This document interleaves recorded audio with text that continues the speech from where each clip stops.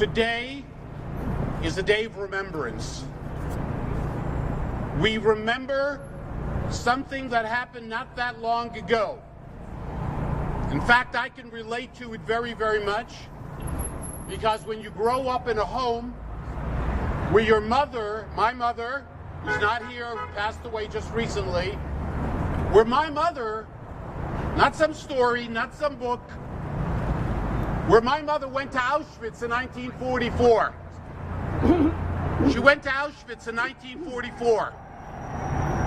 She went to Auschwitz with her mother and other members of the family. And her mother went straight to the gas chamber, as so many others did. Do you know that approximately, it's amazing, and we got to keep on thinking about this, 6,000 Jews were murdered each and every time when they were loaded into the gas chambers. 6,000 people died in one single hour. One single hour. We have to always, I imagine a lot of that is for me. We have to remember, because to forget is very dangerous. The reality of life and the reality of Jew hatred, the reality of Jew hatred, is something that is not, you can't explain it. You know, they've written books and volumes, and nobody can really understand the hatred towards the Jewish people. And we live in a world today, you know, just during Pesach, everyone was very excited about pamphlets that were handed out in the Ukraine just recently. And one of the things when I think about the Ukraine, and I'm sure there are a lot of wonderful people there, but let me tell you what my mother used to say, that the Ukrainians who worked with the Nazis were worse than the Nazis. That's what my mother always told us in our home in terms of brutality and so on. Ladies and gentlemen, Iran is a country. Let us not be fooled by Iran.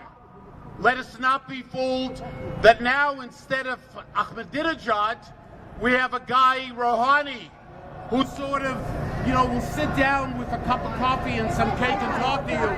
But he is more dangerous.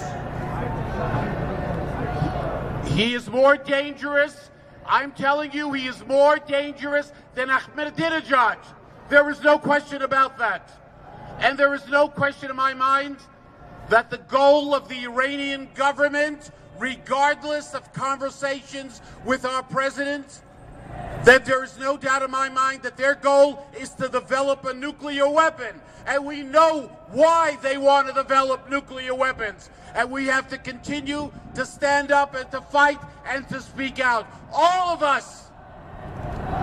And I got to tell you, while I wish there were rallies of all the Jewish organizations in the tens of thousands, in the hundreds of thousands to speak out, I am so proud. I am so proud to be here, to be with you.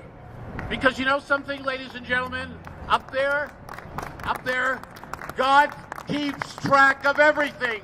You are here Sunday morning to say, I care about the Jewish people. I stand with the Jewish people. That's what you are doing today. So, ladies and gentlemen, we need to continue to do our part. That's what it's all about. We don't have to worry. You know, the Jewish people are here to stay forever and ever.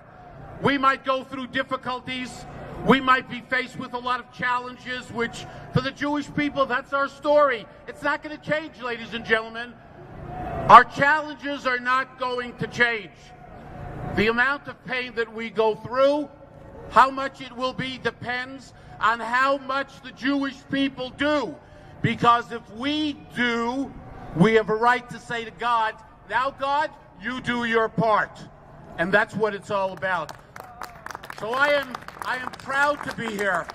And anyone who trusts the Iranians, see, the Israelis don't trust the Iranians. The Israeli government, Israeli intelligence, they know what's going on.